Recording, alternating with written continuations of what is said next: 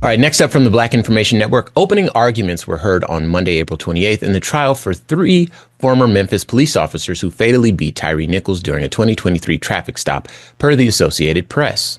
On Monday, prosecutor Paul Hagerman showed the jury footage of Tadarius Bean, Demetrius Haley, and Justin Smith beating Nichols as the three officers faced charges of second-degree murder, aggravated assault, aggravated kidnapping, official misconduct, and official oppression. The trio pleaded not guilty to state charges. Two other officers, Emmett Martin and Desmond Mills, are also facing charges in Nichols' death, but won't stand trial as they are expected to change their not guilty pleas in the state court. Hagerman argued Monday that Bean, Haley, and Smith were frustrated, angry, and full of adrenaline when they beat Nichols on January 7, 2023, per AP. Video showed officers pepper spraying Nichols and hitting him with a taser before he ran away from the traffic stop. The five officers then chased after Nichols and caught up with him just steps away from his home, where they beat him as he called out for his mother.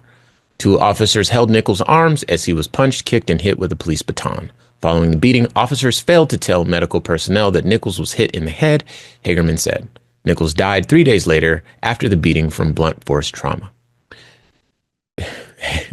Hagerman said the officers had a duty to stop the beating, but none of them did. The prosecutor argued that the officers were overcome by the moment. Sorry about that. All right. So, the trial is underway, and we're, of course, here at the Black Information Network, watching with bated breath to see whatever the next development is going to be. Your thoughts about this most recent development? White supremacy has always had a hard time holding white supremacists accountable. And you do not have to be a white person to subscribe and uphold the pillars of white supremacy. Mm-hmm. So I say that because people often point out cases where, hey, these cops weren't white. How come they did the same things? Well, it's the system that they're a part of. And that's a much longer conversation than we're going to have today. I want to say I'm looking forward to how this plays out, but I'm not.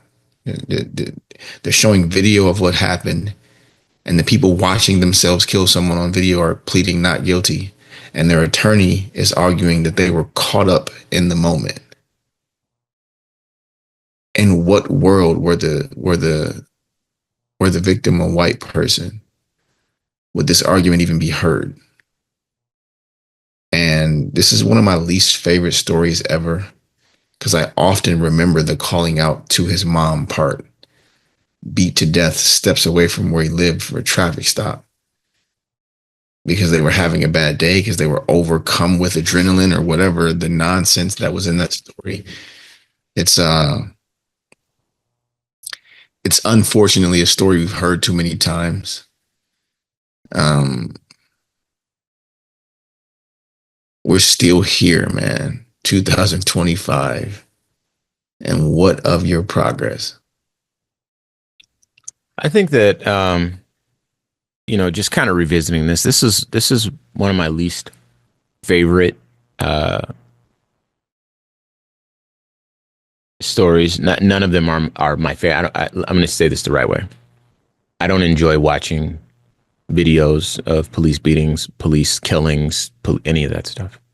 I've never seen one that I liked. I never would see one that I liked. That is not my nature.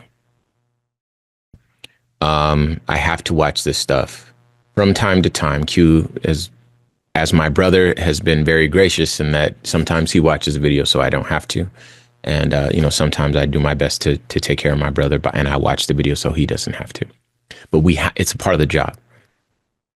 This one was devastating. It was heartbreaking. And unfortunately, we both had to watch it. And then we both had to talk to his friends and family after the fact. Real people who lost someone that they really loved. He was a skater, and once upon a time, I used to be a skater. He would have been my friend. And of course you have to keep watching that video, and then you have to read about it on days like today where you're like, oh God, I'm not looking forward to this. But what I think this shows beyond, the point that you made, Q,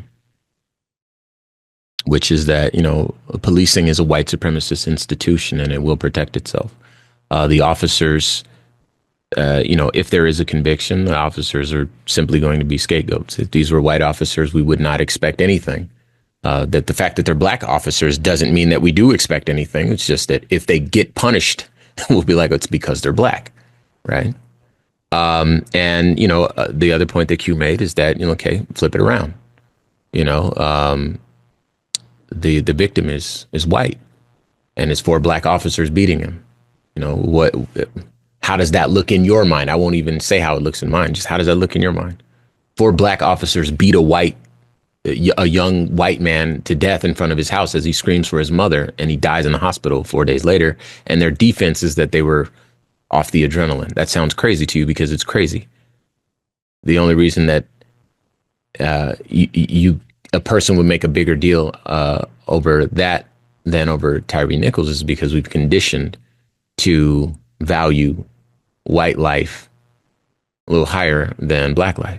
If the person had been white, if Tyre Nichols had been white, the police wouldn't even been beating him. Four black cops beating a white, no, that wouldn't even happen, right? And so I think that the other thing I want to add here is that, this testimony and this whole story just shows how vulnerable a population we are.